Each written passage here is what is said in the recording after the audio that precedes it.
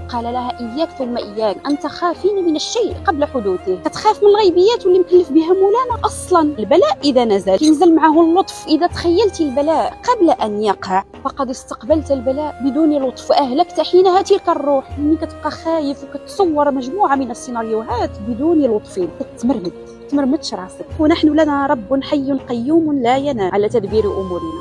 أنا في حضرة الله وكل شيء في حضرة الله آمين. ضع يدك على صدرك وردد حسبي الله لا إله إلا هو عليه توكلت وهو رب العرش العظيم. ذكره اتساع وآمان وشفاء. آية شنو كتقول؟ ولنبلونكم بشيء من الخوف آخر الآية وبشر الصابرين. ولنبلونكم يعني كيختبرنا، فيها اختبار، كيرزع شوية الخوف فينا وكيشوفنا واش ننجحوا في الاختبار. وبشر الصابرين. الله يجعلنا من الصابرين. كنعبدوا القوي المتين، كنعبدوش الناس، ما نخافوش من الناس وما نخافوش من الاشياء، نخافوا من الله بوحده كاين ولا ما كايناش.